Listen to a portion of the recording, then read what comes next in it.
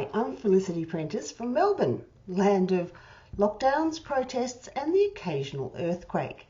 Thanks very much for letting me present today on my PhD work, which is around the staff experiences of contract cheating. And a huge shout out to my amazing supervisors, Melissa Davis, Rowena Harper and Michelle Streep.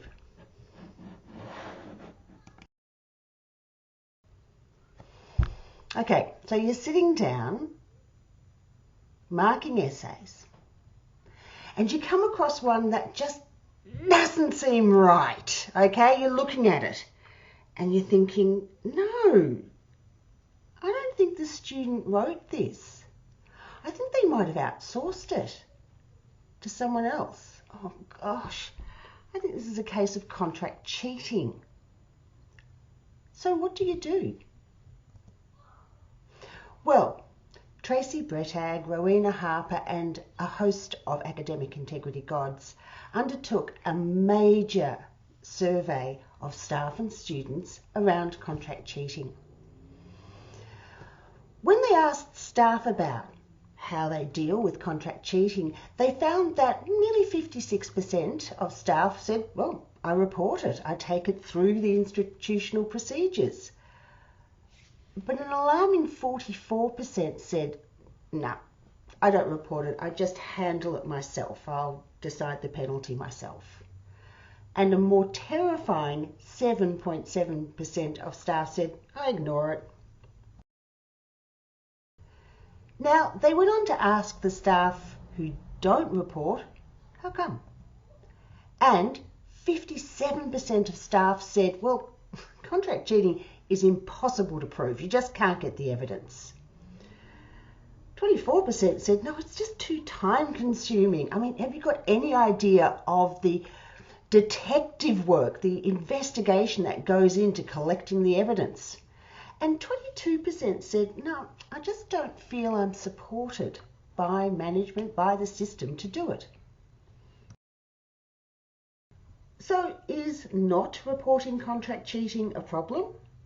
Well, if you think about it, if some students are doing their own work and some aren't, and there's nothing to distinguish the two when you're marking, doesn't that call the validity of the assessment into question? And of course, we also know from that study by Brettag, Harper et al. That if students see an opportunity to cheat and get away with it, they'll cheat more often. Now, if each staff member is making their own decision, whether it is contract cheating, what should be done about it, what kind of penalty, then we're going to get a lot of inconsistency across the judgments, across potential penalties. And that really does reduce the natural justice for students, not just for the students who have done it, but for all those students who haven't contract cheated. And letting people get away with contract cheating doesn't do our institution or our sector any good, and certainly doesn't do the community any good. I mean, do you want to be looked after by a nurse who cheated on every single assessment? So that brings me to what I'm going to do.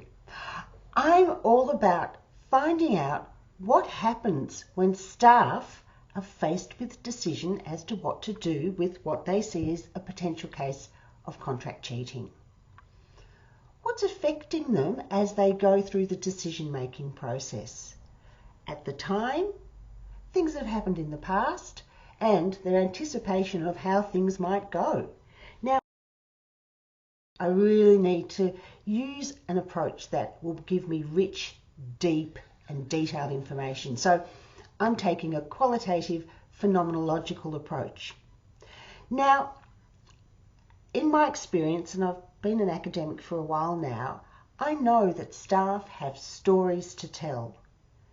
There are narratives. It might happen in the corridor, it might happen at your desk, but there are stories to hear, stories that I can now document, interpret and analyse, and make known. The stories about why staff choose or don't choose to report contract cheating will be really important to inform how we deal with this ever-growing phenomenon. So the people I'm going to talk to are people who are involved in teaching and assessing in higher education, and that includes what we call non-university higher education providers, the pathway colleges. I'm also talking to people who are also in decision-making roles. So if something is passed up, what happens? How does that relate to what the staff has chosen to do?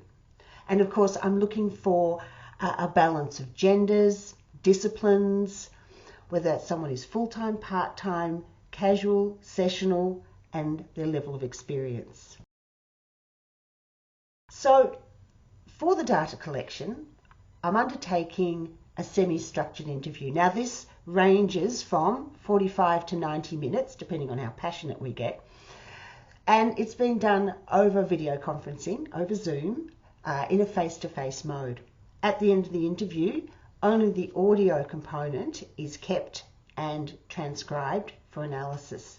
And of course, I'm part of it as the interviewer, as the researcher. So it's really important that I'm constantly reflecting on my role as an instrument in this process. So journaling, field notes. Now, I'm going to be using in vivo and manual approaches to the analysis based on Sharmaz's constructivist grounded theory approach. And in terms of how I code, Johnny Saldana has a great phrase, pragmatic eclecticism.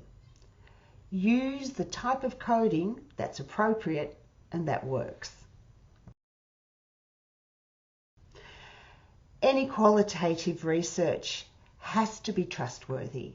It's not just a case of having a chat. And to do this, I'm using that 3-lens perspective, looking at it from a number of angles. And of course, the first lens I've got to consider is my own perspective.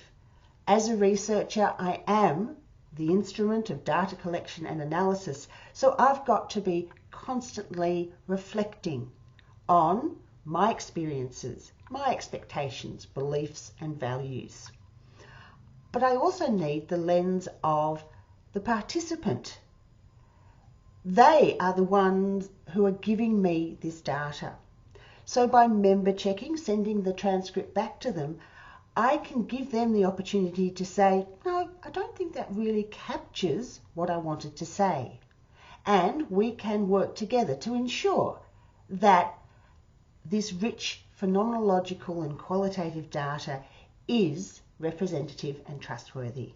And of course, I have my critical friends, my amazing peers, mentors, supervisors, who are there all along to be looking over my shoulder, to be checking what I'm doing, to ensure that it's confirmable, it's valid, and it's trustworthy. Thanks very much for this opportunity. I look forward to hearing all of your presentations.